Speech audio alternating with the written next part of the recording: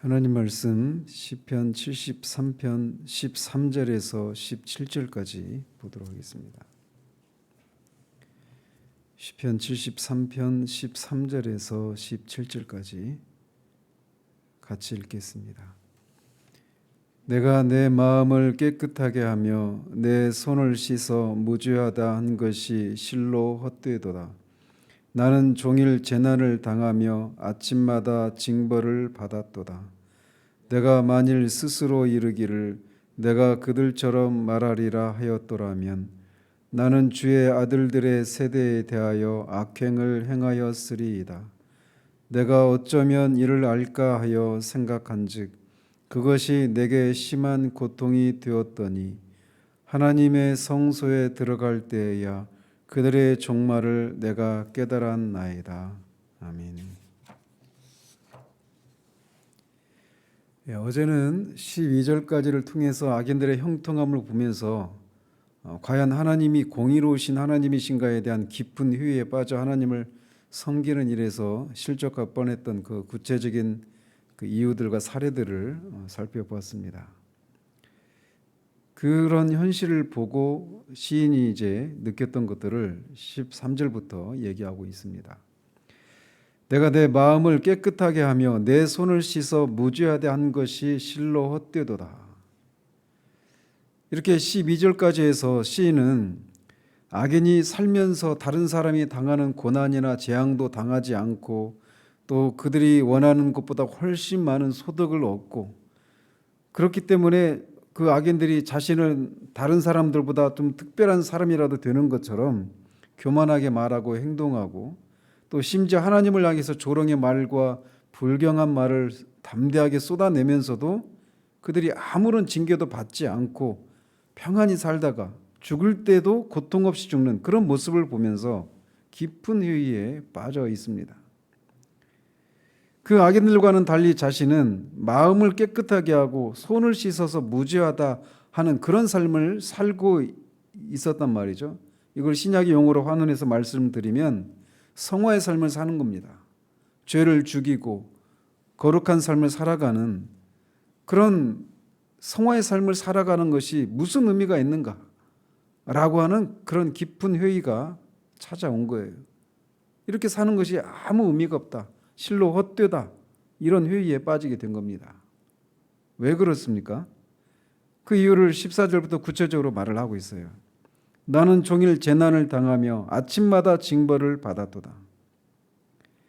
자신은 하나님 앞에서 경건한 삶을 살려고 분투하는데 그 대가는 종일 재난을 당하고 아침마다 징벌, 훈계와 책망과 징계를 당하는 것이었습니다. 한번 비교를 해보십시오. 악인들은 사람들이 받는 재앙이나 고난도 당하지 않고 그들이 원하는 것보다 훨씬 많은 소득을 얻고 그러는데 시인은 그 악인들과는 달리 하나님 앞에서 경건한 삶을 살려고 분투하고 있단 말이죠.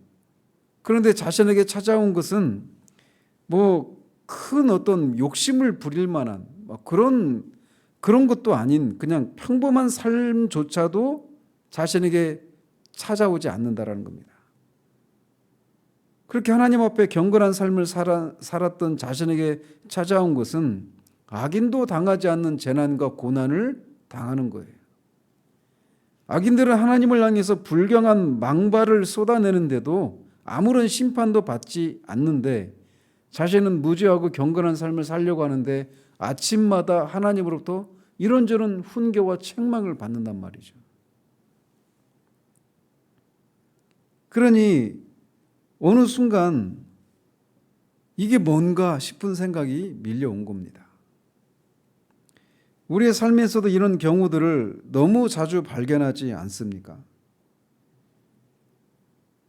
하나님께서 당신의 백성들을 이런 고난 가운데 두시는 것은 그들의 신앙을 연단하기 위함이고 또 하나님이 우리를 사랑하는 자녀이기 때문에 우리가 하나님의 사랑받는 자녀들이기 때문에 징계를 받는다라고 하는 그런 교리, 그런 지식을 우리가 가지고 있음에도 불구하고 그것이 우리에게 힘을 발휘하지 못하는 그런 순간이 우리에게 찾아오게 됩니다.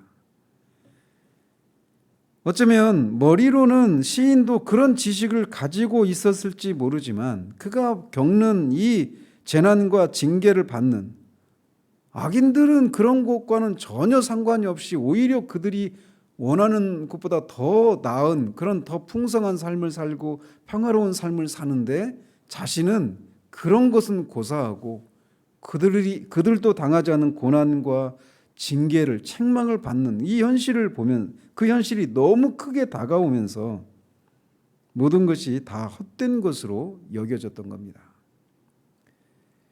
마치 자식을 잃어버리고 모든 재산을 한순간에 잃어버린 욥을 보면서 욥의 아내가 당신이 그래도 하나님 앞에서 온전함을 지키겠느냐, 하나님을 욕하고 죽으라 라고 막 악이 받쳐서 그렇게 욥한테 말했던 그런 현실을 지금 시인이 겪고 있는 겁니다. 우리도 그런 순간이 찾아올 때 지금까지 내가 하나님을 알려고 하고 하나님을 위해서 살려고 했던 그런 삶의 순간들 그리고 그런 선택들이 너무나 아깝고 후회가 밀려오고 내가 그 시간에 악인들이 누리는 그런 형통함을 누릴 수 있도록 내가 더 스펙을 쌓고 더 공부를 하고 내가 하나님을 아는 시간 그런 하나님과의 관계 속에서 내가 투자했던 그런 시간들을 다른 데다 쏟았더라면 내가 다른 선택을 했더라면 지금 악인들이 누리는 그런 형통함을 나도 누렸을 건데 최소한 그런 형통함은 아니더라도 내가 지금 당하는 이런 고난과 이런 징계 이거 도대체 말도 되지 않는 이런 현실들을 내가 겪지 않아도 될 텐데 라고 하는 그런 생각이 밀려올 수 있단 말이죠. 1절에서도 말했던 것처럼 시인은 악인들의 그 악 자체는 미워했지만 그들이 누리는 형통함에 대해서는 부러워하는 마음을 가지고 있어서 질투하는 마음이 일었었던 것을 우리가 살폈지 않습니까? 그런 마음 속에서 이런 생각이 충분히 우리 가운데 일어날 수 있었단 말이죠. 그러면서 이렇게 그런 후회가 밀려오면서 이미 흘러간 시간을 되돌릴 수 없다라고 하는 무력감 그리고 이런 상황을 이제 과거의 그런 시간들을 이미 투자해 버렸고 내가 원하는 그런 형통함을 누릴 수 있는 그런 기회가 이제 그런 스펙도 쌓지 못하고 그런 기회도 내가 가지지 못했기 때문에 앞으로도 내 삶은 뻔히 보인다라고 하는 그런 좌절감 그런 현실을 자각하게 된 겁니다. 그래서 어떤 그런 무력감에 삶의 의욕도 없어지고 신앙의 열정도 급하게 식어져 버리는 요즘 아이들의 말로 현타가 온 거예요. 현타가 뭐냐면 현실 자각 타임 또는 현자 타임의 줄임말이랍니다. 그래서 이게 뭐냐면 그 사람이 어떤 행동을 하고 그거를 급격하게 그 행동의 결과를 인식하면서 후회를 하는 거예요. 어떤 일들을 열심히 했지만 원하는 결과가 나오지 않았을 때 급한 그런 현실을 인식하며 자각하면서 막 어떤 무력감과 당황스러움과 그런 좌절스러움을 경험할 때 현타 왔다 이렇게 말을 한답니다. 현실 타임이 왔다. 현실 자각 타임이 온 거다. 이렇게 말을 한단 말이죠. 지금 시인이 겪고 있는 것이 바로 이겁니다. 모든 순간, 모든 것이 무너지는 순간이 온 겁니다. 자신을 지탱해 주었던 생각이 무너지는 시간이 온 거예요. 사실 이런 무너짐이 없는 신앙은 이런 무너짐과 또 하나님의 은혜로 세워지는 그런 것이 없는 신앙은 허약하기 짝이 없습니다.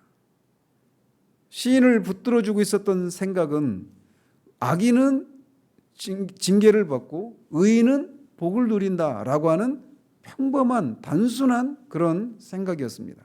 욥의 친구들이 욥을 보면서 그렇게 판단했던 것도 다 그것이죠.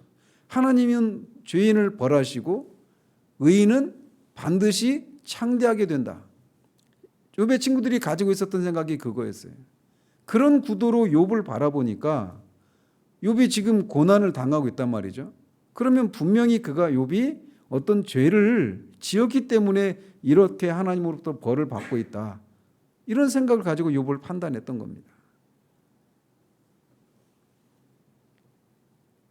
만약 여기가 그냥 최종적인 모습이었다라면 그야말로 이 요즘 아이들의 말로 현타가 왔다라고 하고 끝나버렸을 거예요. 그런데 한번 보십시오. 그가 그런 상황이 왔을 때 그가 취했던 것이 무엇인가를, 내가 만일 스스로 이르기를 내가 그들처럼 말하리라 하였더라면 나는 주의 아들들의 세대에 대하여 악행을 행하였으리이다. 이 가정법이니까 가정법은 현실에 대한 반대죠. 그죠? 그래서 내가 만일 스스로 이르기를 내가 그들처럼 말하리라 하였더라면 이 말은 그들처럼 말하지 않았다라는 겁니다. 그들은 또 누구냐? 악인들입니다. 즉, 그럼 또 뭘 말하느냐? 14절에서 말하고 있는 것처럼 자신 안에서 일어나는, 하나님 앞에서 내가 마음을 정결하게 하고 이 손을 깨끗하게 하는 것이 다 무슨 소용이 있는가라고 하는 그 속마음에, 마음속에 들어있는 그 생각을 악인들처럼 말했더라면, 이런 말이에요. 악인들은 우리가 앞에서 살펴본 것처럼 사람들을 향해서 거침없이 오만방자한 말들을 쏟아냈고, 심지어는 하나님을 향해서도 지존자가 우리가 하는 일들을 알겠느냐, 그가 초월자고 절대적인 존재라고 이름을 가진 존재라고 하지만, 봐라, 내가 이렇게 하나님과 무관하고 살아가는데 어떤 재난도 고난도 받지 않고 내가 원하는 것보다 훨씬 더 많은 소득을 얻지 않느냐, 이런 생각을 가지고 하나님을 향해서도 그렇게 거침없이 말을 쏟아내는 그 악인들처럼 시인 자신도 그들처럼 그렇게 자신 안에 있는 생각을 거침없이 말했더라면, 이런 말이에요. 근데 실제로는 하지 않았죠. 그런데 만약 그가 자신의 마음속에 들어있는 생각을 악인들처럼 거침없이 말했더라면 어떤 일이 있었을 것이라고 말을 하느냐면, 주의 아들들의 세대에 대하여 악행을 행하였을 것이다, 이렇게 말을 합니다. 주의 아들들은 1절에 있는 것처럼 이스라엘 중에서 마음이 정결한 자들이라고 말하는, 하나님을 섬기는 자들을 말합니다. 그러면서 그들의 그 주의 아들들의 세대는 무리라고도 번역할 수 있어요. 그러니까 하나님을 경외하는 무리들에게 악을 행하였을 것이다, 이런 말인데, 악행을 행하였다 이 말도 결국은 시인 자신도 경건한 사람인데, 하나님을 섬기고 하나님을 의지하는 그런 경건한 사람인데, 그런 시인이 그런 악인들의 형통과 의인인 경건한 자신은 고난을 받는 그 현실을 보면서 마음속에 있는 생각, 즉 이렇게 사는 게 도대체 무슨 의미가 있는가, 무슨 소용이 있는가 라고 하는 그 생각을 그 하나님을 섬기는 동료들에게 말을 했을 때, 그들도 그것이 걸림돌이 되어서 그들도 무너지게 되었을 것이다, 실족하게 되었을 것이다 라고 말을 하는 거예요. 그런데 어때요? 실제로는 하지 않았던 겁니다. 내가 어쩌면 이를 알까 하여 생각한즉 그것이 내게 심한 고통이 되었더니. 비록 시인이 자신 안에 일어난 그 신앙의 깊은 회의를 가지고 거침없이 악인들처럼 그냥 자신 안에서 일어나는 그런 회의들을 그냥 다른 사람들에게, 그 사람이 그것을 받을 수 있는지 없는지 상관하지 않고 그냥 다 쏟아냈더라면, 그 사람들도 그것 때문에 걸림돌이 되어서 넘어질 수 있었을 것인데 그렇게 하지는 않았어요. 그러나 그렇다고 해서 그 안에 들어온 그 폭풍 같은 회의가 잦아들지는 않았던 겁니다. 그는 답을 얻기까지는 쉴 수 없는 상태로 들어간 것입니다. 그래서 그는 도대체 왜 시인이 보기에 공의로우신 하나님이 이렇게 부당한 일을 하실까라고 하는 이 질문에 대한 답을 알기 위해서 깊이 생각하면서 지냈습니다. 여기서 생각한다라고 하는 말은 이해하기 위해서 노력했다라고 하는 그런 노력, 중단되지 않는 그런 노력을 했다라고 하는 것을 내포하고 있습니다. 즉 그는 자신이 의문을 품은 문제에 대해서 하나님의 뜻과 섭리를 깨닫기 위해서 다각도로 연구하고 고민했음을 알 수 있습니다. 욥이 그런 고난을 겪었을 때 하나님 앞에서 끊임없이 막 어떤 생각들을 말들을 막 쏟아내잖아요.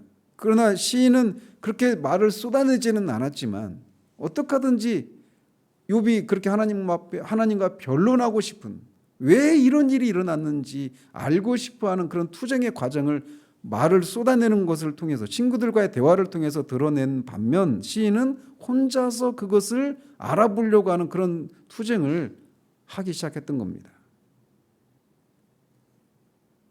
그는 이런 투쟁의 과정이 없이 이런 이미 주어진 답으로 자신 안에 일어나고 있는 회의를 잠재우려고 하지 않았습니다.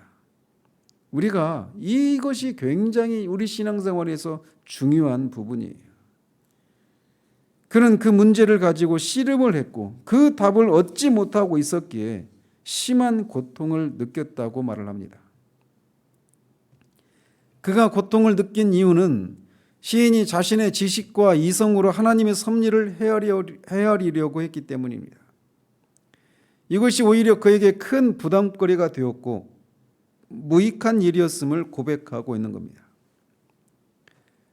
그리고 그러는 과정 속에서 겪는 이 고통에 대해서 고백하고 있는 것을 우리는 충분히 이해할 수 있어요. 왜? 무한하신 하나님과 달리 유한하기 그지없는 사람이 하나님께서 해 아래에서 행하시는 일들을 깨닫는 것은 불가능하기 때문에 그렇습니다. 그래서 전도서 기자도 또 내가 하나님의 모든 행사를 살펴보니 해 아래에서 행해지는 일을 사람이 능히 알아낼 수 없도다. 사람이 아무리 애써 알아보려고 할지라도 능히 알지 못하나니 비록 지혜자가 아노라 할지라도 능히 알아내지 못하리로다. 한 줌 주목받게 되지 않는 인간의 지성으로 무한하신 하나님의 섭리와 그분의 행하심을 우리의 이성으로 알려고 하는 시도는 무모한 행동입니다. 사실 인간은 하나님 자신이 하시는 일에 대해서 계시해 주시는 한도 내에서만 그 모든 것을 깨달을 수 있을 뿐 그 밖의 것은 전적으로 우리에게는 휘장이 쳐져 있는 신비의 영역에 속해 있습니다. 그러면 그게 단가? 오늘 17절에서 말하고 있는 것처럼 하나님의 성소에 들어갈 때에야 그들의 종말을 내가 깨달았나이다 라고 말합니다. 이것이 바로 이 현타로 끝나지 않는 현실을 자각하는 타임으로, 그래서 그 앞에서 무기력하고 회의와 절망에 빠져버리는 상태로 머무르거나 아니면 그냥 이게 다 무슨 소용이 있는가 하라고 하며 하나님을 섬기는 것에서 떠나지 않게 되는 결정적인 원인이 여기에서 우리가 발견될 수 있습니다. 시인이 가진 고통은 그가 하나님의 성소에 들어갈 때까지 지속되었습니다. 그는 하나님의 성소에 들어갔을 때 악인들의 종말에 대해서 깨닫게 됩니다. 여기서 말하는 하나님의 성소에 들어갔을 때라고 하는 것은 두 가지로 해석할 수 있습니다. 하나는 이 문제를 가지고 하나님의 성소에서 기도했을 때라고도 해석할 수 있고, 또 다른 하나는 하나님의 성소에 언약궤가 있잖아요. 법궤 안에. 즉 그것을 우리가 생각하고 하나님의 말씀을, 율법을 묵상할 때 깨달았다, 이렇게도 해석할 수 있습니다. 즉 기도와 말씀이라고 하는 이 기도와 말씀으로 하나님 앞에서 이 문제를 정직하게 가지고 가서 고민을 했을 때, 하나님의 뜻을 구했을 때 하나님께서 그에게 악인들의 종말에 대해서 깨닫게 해주신 것입니다. 현실 타임으로, 현타로 끝나지 않는 비결이 무엇이냐면 바로 이거예요. 그가 하나님 앞에 이 문제를 가지고 정직하게 나갔다라는 겁니다. 그냥 이미 주어진 답을 가지고 이게 하나님의 선하신 섭리 가운데 일어나는 일이야 라고 하면서 자신 안에 일어나는 폭풍 같은 그런 회의를 잠재우려고 하지 않았어요. 그는 그 문제를 가지고 하나님으로부터 답을 얻기 위해서 나갔습니다. 욥도 하나님 앞에 나아갔습니다. 하박국도 동일한 상황 가운데서 하나님 앞에 나갔던 것입니다. 하박국 선지자도 악행을 범하는 이스라엘을 하나님이 그냥 내버려 두시는 것에 대해서 처음 하나님 앞에 왜 이렇게 그냥 공인 오신 하나님이 이렇게 악을 행하는데, 악이 횡행하고 있는데 그냥 내버려 두시는가? 이 문제를 가지고 하나님 앞에 아뢰었을 때 하나님이 아니다, 내가 이스라엘 백성들을 반드시 심판하겠다라고 하시면서 하나님을 섬기지 않는 바벨론의 손으로 이스라엘을 심판하시겠다라는 말씀을, 응답을 듣습니다. 그러니까 하박국이 더 깊은 혼란에 빠지죠. 아니, 하나님의 백성이 죄를 지어서 하나님으로부터 심판을 받는 건 당연한데 어떻게 하나님을 대적하는 하나님의 원수인 이방인의 손으로 하나님의 백성을 심판하실 수 있습니까? 이건 선지자로서 받아들일 수가 없는 것이었습니다. 죄를 참아 보지 못하시고 죄를 소멸하시는 하나님이 어떻게 그 이방인의 손으로 하나님의 백성을 심판하실 수 있는가? 그 문제에 대한 답을 얻기 위해서 그가 파수꾼이 서 있는 그 성루에 올라가서 하나님이 이 문제에 대해서 뭐라고 말씀하시는지 내가 기다리고 보리라, 바라보리라 라고 하면서 그렇게 하나님 앞에 나아갔던 것처럼 시인도 하나님 앞에 기도와 말씀으로 이 문제를 가지고 나아갔을 때 하나님으로부터 우리가 내일 살피게 될 그 응답을 받아내게 되는 겁니다. 하나님 앞에 가지고 나아갈 때 하나님은 답을 주십니다. 현타로 끝나지 않아요. 하나님은 살아계시거든요. 하나님은 이 세상을 여전히 말씀과 성령을 통해 다스리시고 계시기 때문에 그렇습니다. 지금도 하나님 우리에게 끊임없이 말씀하십니다. 오늘 우리가 저녁에 살필 게 그거예요. 하나님의 본성이 말씀하시는 하나님이십니다. 그래서 답을 주실 때까지 하박국처럼 욥처럼 기다리고 하나님을 바라봐야 합니다. 그리고 이런 투쟁의 과정을 통해 얻은 진리를 인해서 우리의 신앙은 실제적이 되고 견고해지게 되는 것입니다. 이런 투쟁의 과정이 없는 진리는 피상적인 진리에 불과하고 그런 식으로 아는 진리는 이렇게 소위 현타가 왔을 때 아무런 힘을 발휘하지 못하는 것을 봅니다. 하박국이 시기온옷의 노래에 맞추어서 그 하박국 3장의 노래를 찬송을 하나님께 올리는 것처럼 또 오늘 시편의 이 73편의 시인이 내일 살펴보게 될 그 찬양으로 마치는 것도 다 이런 투쟁의 과정을 통해 얻은 진리였음을 우리가 기억할 필요가 있습니다.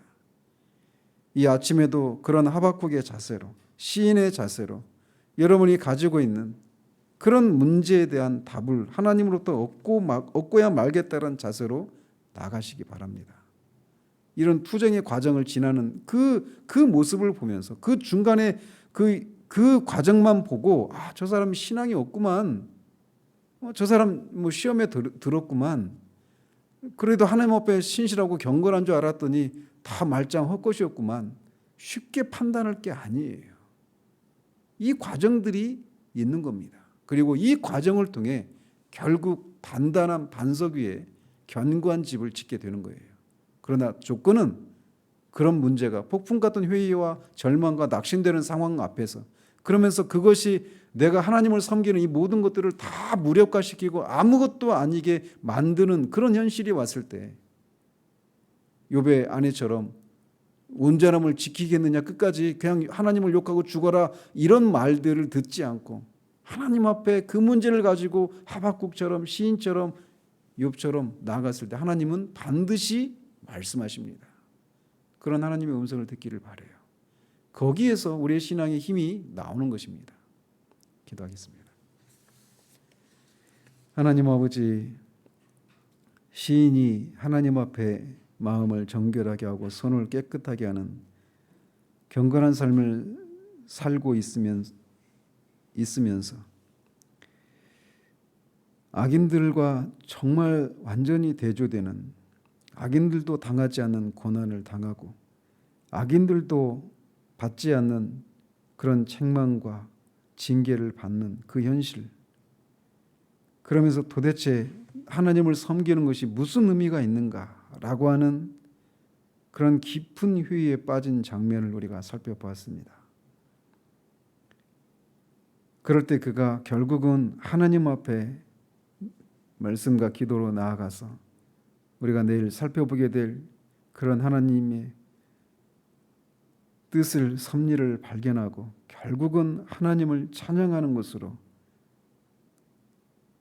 그가 이 회의의 과정을 마치는 것을 보면서 우리도 수시로 하나님을 믿지 않는 사람들이 누리는 평화로움과 그런 형통함을 그 정도까지는 아니어도 그냥 평범한 것조차 누리지 못하는 우리들의 현실, 아니 심지어는 정말 고난을 당하고 또 징계를 받는 그런 현실들을 인해서 우리가 손이 늘어지고 하나님을 섬기려는 열심이 꺾어져 버리는 그런 참으로 무수히 겪는 그런 현실 속에서 우리가 어떻게 해야 되는가를 이 시인을 통해 교훈받게 됩니다.